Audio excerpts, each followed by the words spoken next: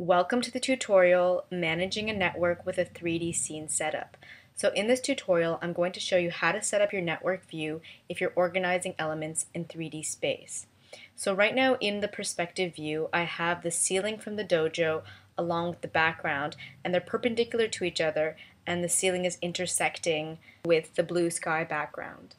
So originally the blue sky background was in the background group, but I moved it into the 3D dojo group for the sake of this example. And let me just rotate the view a little bit so you can see what that looks like.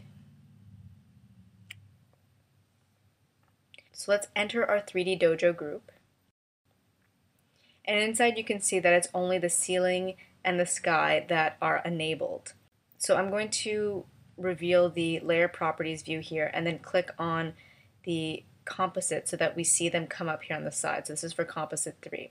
So by default, your composites are set to as bitmap for their output and 3D flat for the input ordering.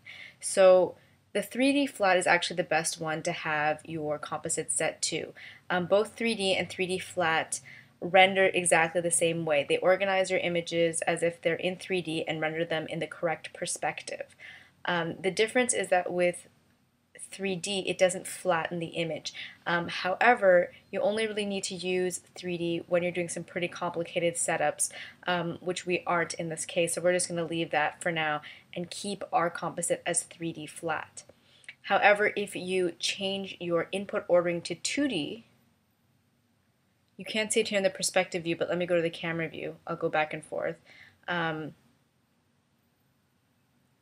When I was with 3D flat, you didn't see that black line, and as soon as I clicked 2D, you now see it. So what's going on here is that when these images are taken to be in 3D, we see the intersection because the software is recognizing that these two planes intersect in space.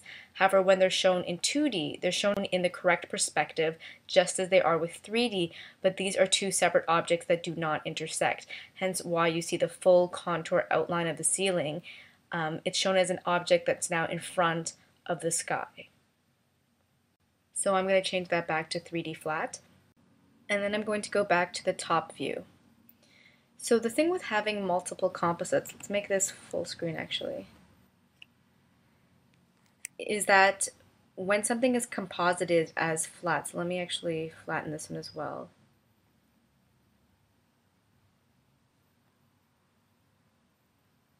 What's happening is that this becomes like its own flattened layer, and this is like its own flattened layer, and they can be either in front or behind each other, but they can't intersect with each other's elements unless some of these elements have been moved along the z-axis. That's the only way that you might see something from this group happen to intersect with something from this group. But in general, there's less flexibility. So the best way actually when you have multiple composites coming into a final composite is to put them as pass-through.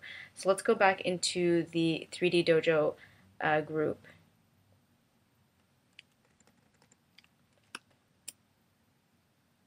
And I'll bring up the layer properties again.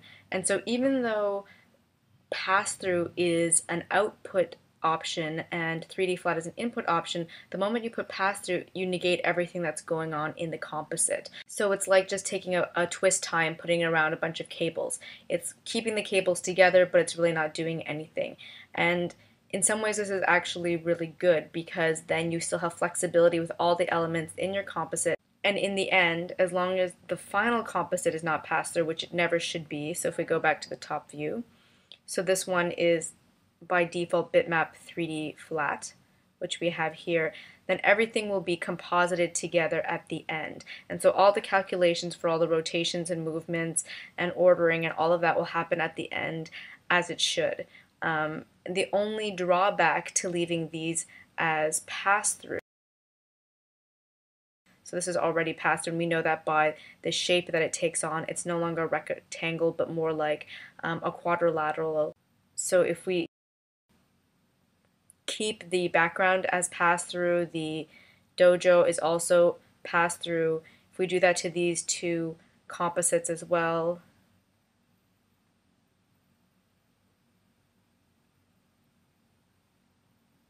Then the only drawback, as I was saying, is that it takes a little bit more time for the software to process what's going on because it's taking all these calculations into account. If this was just a flat image, it wouldn't have to take into account what looks like maybe 10 or 12 cables coming out of here with all their separate positions for all these different layers and everything that's going on in those elements.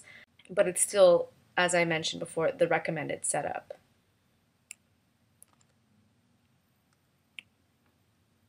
So that's it for the tutorial managing a network with a 3D scene setup, and it's also the last video in the True 3D Space video tutorial series.